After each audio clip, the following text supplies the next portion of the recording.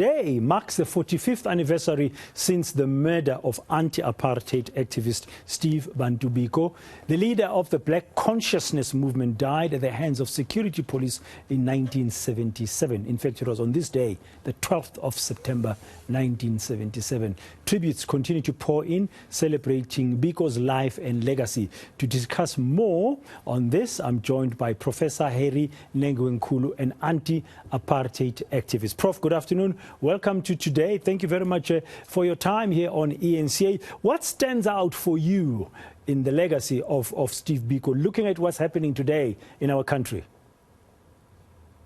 Yeah, I think what stands out is that at least a major change came out of the struggle that initially took about 5 years before we were banned, and Steve Biko was able to impress an idea that you can only be free if you fight for your own struggle.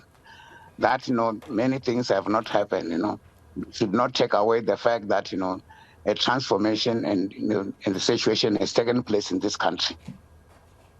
One of the things I recall as a young high school student at the time in the 70s that Steve Biko was known for and he used to speak about was that black people must rely on themselves. He preached a lot of self-reliance.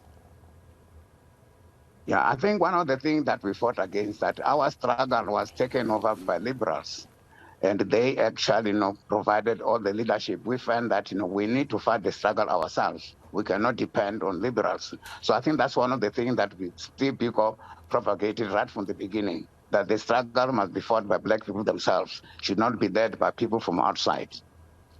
Yeah, and the issues of humanity and dignity were also very top of mind for Steve Biko. Yeah, Steve used to actually, dramatize in this way, that, black people were so scared that they get angry in the toilet. When they come from the toilet, they are very smiling in their faces because they could not be seen to be smiling in front of white. They were scared of whites. That's one of the things that they dramatize about.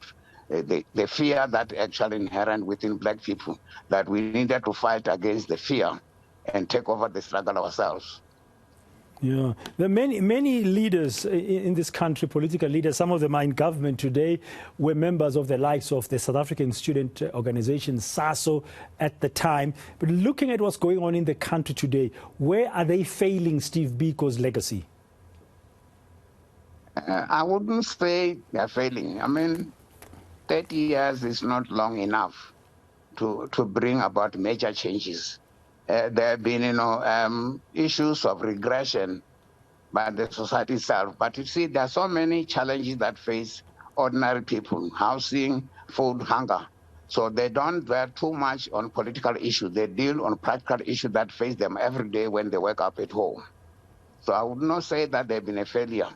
There have been a concentration on physical and empirical issues that face them every time. Now, just if I may ask this, because I will talk about leaders now, in my mind was, in your view, why was Steve Biko such a good leader? Steve was a very interesting person.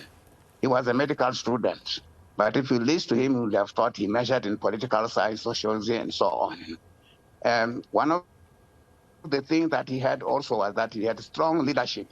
He never gave up. He rarely showed his anger in public. He will always actually be very friendly, but actually emphasize this point. At some stage, some of us who work with him felt that perhaps we made a big mistake by exposing them to the regime at the time. He should have been a backroom person to think on behalf of the struggle for liberation in the country. But we could not afford to put him in the background because he was a thinker in practice and in private. So today, as you said, the country still has a long way to go to fulfill or even achieve Steve Biko's vision. Yeah, there have been many things that have happened. When Steve came into the picture, when the struggle in 71, we could not even afford to call ourselves black. When the student organization was formally formed at the University College of the North, we called ourselves We Non-White People of South Africa. And one of the issues that we used to ask, that you don't call a donkey a non-horse, you call it a donkey. A horse is not a non-donkey. But, we struggled until 1971. that we define ourselves as black people, not in terms of the skin of the color, but for common political, economic, and social history. That was the beginning of the thinking of blackness in terms of being part of the struggle for liberation. So that's one of the things that we have. So we didn't start, when you are more radical, you used to call them, an African. But the issue of blackness started quite late, and it caught up because we touched the heart of the people in the country. We were young, but others felt that we were talking the truth. We also had the support of a number of lawyers, who today some of them are still alive. They defended us freely. We never paid anything. Medically, they assist us. So there have been a lot of assistance that we have. But Steve, of course, has always been in the front line to emphasize issues that we must fight the struggle ourselves together with other black people. Now, finally, looking ahead, how, as the country is grappling with all these different challenges that you've mentioned, Prof, how can this country take forward Steve Biko's legacy, especially around the issues of black consciousness? Yeah, you see, there are some people, some of them from black consciousness, saying that, the black consciousness thinking has come to an end. Our view and the view of the Steve was that you don't cease to be black. So blackness and consciousness will always be the guiding principles of a struggle. There are so many struggles for hunger, so the violence against women. All these things actually needs the heart of a black person who actually committed to the changes in the country. So it won't be ending. There might be hiccups here and then, but the struggle for black freedom will always be free. Even on our freedom, we'll always be fighting to be survived. There are people who have been freed long before us, but they're still struggling to achieve the true humanity that Steve brought about.